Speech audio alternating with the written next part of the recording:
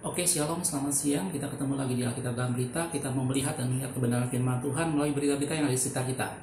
Nah, berita hari ini saya akan ambil dari liputan6.com. Tapi sebelumnya saya ingatkan kembali bahwa link berita selalu saya sertakan dalam kolom deskripsi ya. Dan satu hal lagi, timestamp juga ada di sana. Jadi kalau Anda yang punya keterbatasan kuota atau keterbatasan waktu, Anda bisa memilih bagian-bagian mana yang mau ditonton terlebih dahulu.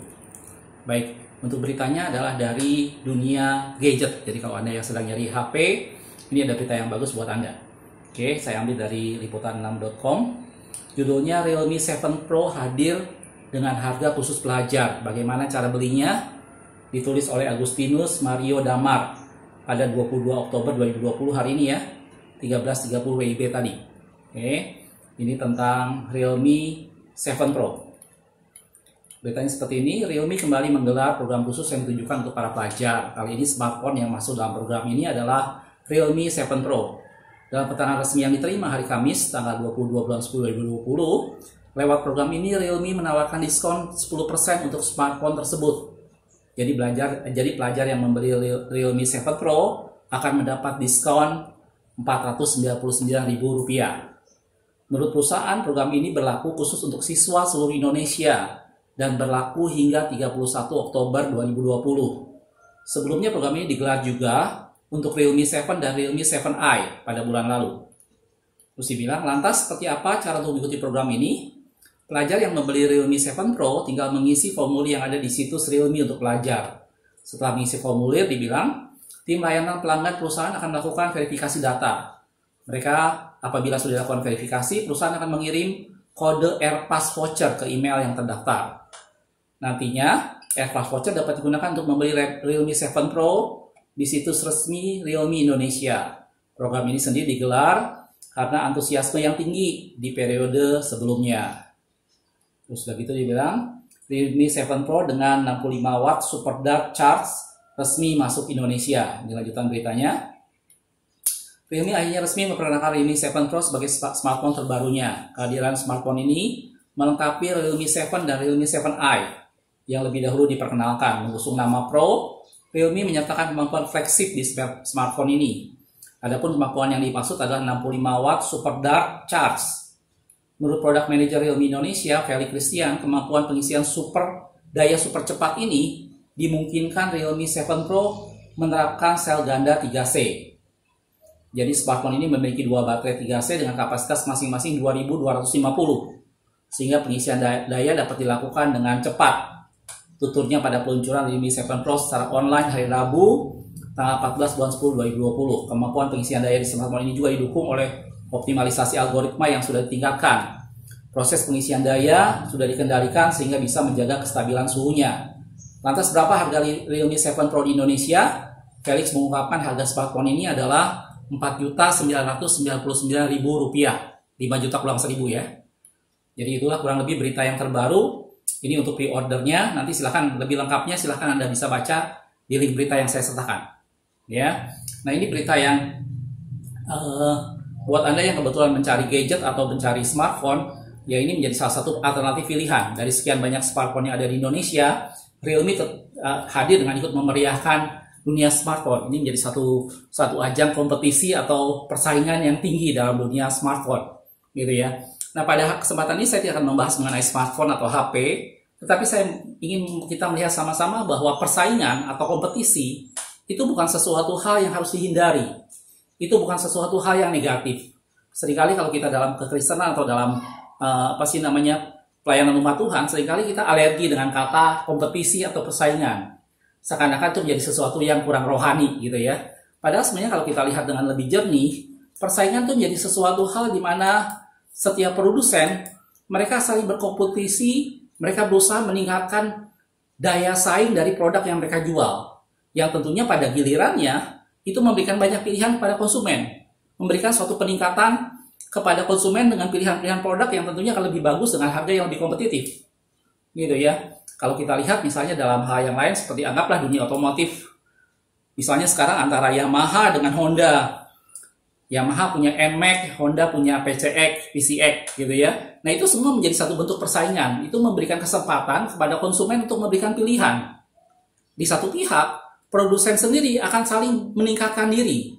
akan saling berusaha melakukan terobosan-terobosan baru sehingga produk yang dipasarkan itu kan semakin lama menjadi semakin baik. Gitu. Jadi persaingan atau kompetisi itu bukan sesuatu hal yang buruk. Itu justru sesuatu hal yang sehat. Sesuatu hal yang tadi saya bilang memberikan dampak positif baik kepada konsumen maupun kepada si produsen. Kepada konsumen yang tadi saya bilang, konsumen mempunyai banyak pilihan. Konsumen mempunyai banyak alternatif sesuai dengan keadaan keuangannya dan sesuai dengan keperluannya. Itu manfaat buat si konsumen.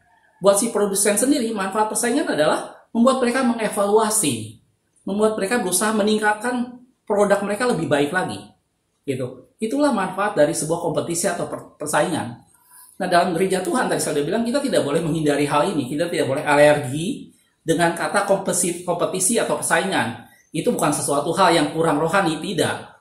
Gitu. Kalau kita lihat dalam firman Tuhan, Paulus bilang seperti dalam 1 Korintus 9 ayat 24 sampai dengan 27. Dikatakan seperti ini, tidak tahukah kamu bahwa dalam gelanggang pertandingan semua peserta turut berlari, tetapi hanya satu orang saja yang mendapat hadiah. Karena itu larilah begitu rupa sehingga kamu memperolehnya. Lanjutannya, tiap-tiap orang yang turut ambil bagian dalam pertandingan menguasai dirinya dalam segala hal. Mereka berbuat demikian untuk memperoleh suatu mahkota yang fana, tetapi kita untuk memperoleh suatu mahkota yang abadi. Terusnya Paulus bilang, sebab itu aku berlari, aku tidak berlari tanpa tujuan, dan aku bukan petinju yang sembarangan saja memukul, tetapi aku melatih tubuhku dan menguasainya seluruhnya, supaya sesudah memberitakan Injil kepada orang lain, jangan aku sendiri ditolak. Paulus melihat bahwa kompetisi itu menjadi satu gambaran, satu pembelajaran buat umat Tuhan. Dan Paulus ilustrasikan kompetisi tadi atau persaingan tadi dalam dua perlombaan, dalam dua olahraga, yaitu lari dan tinju. Di mana lari orang berjalan pada satu track dan dia harus berusaha untuk mencapai garis finish yang terlebih dahulu. Siapa yang duluan mencapai garis finish. Sementara tinju dia berkompetisi dengan lawan tanding di mana dia harus mengalahkan lawan tanding itu. Itu sebenarnya adalah satu bentuk kompetisi di mana sebenarnya kita semua umat Tuhan, kita berada dalam satu perlombaan, dalam satu kompetisi. Dalam lomba lari tadi, kalau dalam bahasa Inggris, dalam King James itu ditulisnya race run. Benar-benar balapan lari gitu. Sedangkan kalau dalam tinju dikatakan di sana adalah fight. Itu suatu perkelahian gitu ya.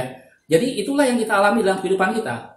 Kekristenan bukan semata-mata menjadi sesuatu hal yang sekedar kita jalani begitu saja, tetapi kita sedang dalam kompetisi, kita sedang dalam pertandingan.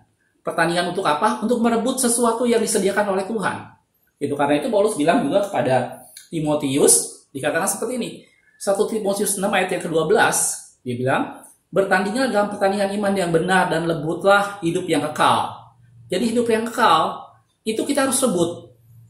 Memang, waktu kita menerima Yesus, Allah telah memberikan hidup yang kekal kepada kita. Tapi untuk mempertahankannya, kita harus berjuang untuk merebutnya. Gitu ya. Untuk itulah kita dipanggil, untuk itulah engkau telah dipanggil dan telah engkau ikrarkan ikrar yang benar di depan banyak saksi. Jadi kita berada dalam kompetisi. Kita dalam kompetisi untuk, tadi saya sudah bilang, kompetisi yang kita lakukan adalah untuk kita sendiri, bagaimana kita berusaha untuk semakin dekat dengan Tuhan, bagaimana kita berusaha untuk melakukan yang terbaik dalam semua pelayanan Tuhan. Nah, buat jemaat atau misalnya orang yang dilayani, maka mereka akan mendapatkan pelayanan yang semakin lama semakin baik. Mereka akan mendapatkan pemberitaan firman Tuhan yang semakin lama akan semakin meningkat dan semakin baik. Tadi saya sudah bilang, persaingan atau kompetisi itu memberikan dua manfaat. Buat konsumen dan buat produsen. Buat kita misalnya kalau kita melayani, maka persaingan membuat kita menjadi lebih meningkatkan diri. Membuat kita menjadi lebih baik dari sebelumnya. Kita mempersiapkan diri segala sesuatu dengan lebih baik. Itu buat orang yang melayani. Buat orang yang dilayani dengan adanya persaingan, itu membuat dia mendapat pelayanan yang jauh lebih baik. Gitu. Nah, kalau kita perhatikan dalam satu perumpamaan yang Yesus bilang tentang orang upahan kebun anggur, mungkin saya akan ambil beberapa ayat saja. Itu adalah Matius 20. Saya akan ambil ayat yang ke-8 sampai 10 aja. Ini perumpamaan tentang pekerja upahan kebun anggur ya, yang mungkin banyak di antara kita yang sudah familiar dengan cerita ini. Ketika pada malam hari Tuhan itu berkata kepada mandurnya, panggillah pekerja-pekerja itu dan membayarkan upah mereka, mulai dari mereka yang masuk terakhir hingga mereka yang masuk terdahulu. Maka datanglah mereka yang mulai bekerja kira-kira pukul 5 dan mereka menerima masing-masing 1 dinar. Kemudian datanglah mereka yang masuk terdahulu. Sangkanya akan mendapat lebih banyak. Tetapi mereka pun menerima masing-masing 1 dinar juga. Jadi ini ceritanya pengusaha kebun anggur mencari orang upahan. Yang pertama dia disuruh datang pada jam 9 pagi.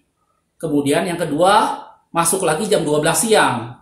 Yang ketiga dia masuk lagi jam 3 sore. Dan terakhir jam 5 sore. Jadi secara durasi waktu mereka semua berbeda. Tetapi barusan tadi kita baca dalam firman Tuhan, pada akhir waktu hari itu, kemudian dia mandornya memanggil semua pekerja itu, dan masing-masing ternyata mendapat gaji yang sama, yaitu 1 dinar. Jadi nilai dari pekerjaan kita di mata Tuhan itu tidak dilihat dari durasi waktunya, tidak dilihat dari berapa lama kita melayani, tidak dilihat dari sana. Tapi nilai dari pekerjaan kita dalam pelayanan Tuhan itu dilihat dari kualitasnya. Dilihat dari seberapa jauh kita melakukannya dengan sepenuh hati, seberapa jauh kita meningkatkan diri untuk melakukan pelayanan kita lebih baik hari demi hari.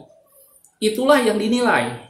Gitu. Jadi bukan masalah kita masuknya jam berapa, bukan masalah kita mulai terjun ke pelayanan tahun berapa, atau sudah berapa lama kita melayani, tapi yang jadi masalah di sana adalah bagaimana kita meningkatkan diri, bagaimana kita melayani dan melakukan sebaik mungkin. Itulah kompetisi yang kita hadapi. Itulah persaingan yang sedang kita jalani dengan semua umat Tuhan. Gitu. Jadi kita tidak bisa lari, kita tidak bisa menghindar dari persaingan atau kompetisi itu. Mari kita berlomba dalam perlombaan yang sehat, yang diwajibkan bagi kita, kata firman Tuhan. Kita lihat ayatnya dalam Ibrani 12 ayat 1. Karena kita mempunyai banyak saksi bagaikan awan yang mengelilingi kita. Dia bilang, marilah kita meninggalkan sebuah beban dan dosa yang mengelilingi kita, begitu merintangi kita, dan berlomba dengan tekun dalam perlombaan yang diwajibkan bagi kita. Jadi kita semua berada dalam satu perlombaan yang kita tidak bisa lari. Gitu. Mari kita lakukan yang terbaik, melayani lebih baik lagi, beritakan firman Tuhan lebih baik lagi, dan apa yang kita lakukan dengan lebih baik lagi. Kita lakukan dengan sepenuh hati biar nama Tuhan dipermuliakan. Dan akibat itu semua, maka dari itu banyak orang akan mendapat pelayanan yang semakin hari semakin baik. Gitu. Itulah manfaat dari sebuah persaingan atau kompetisi. Makasih sudah menonton. Kita ketemu di video berikutnya. Aku melihat, aku memandang, aku memperhatikan, dan meraih satu pelajaran dalamnya. Tuhan Yesus berkati.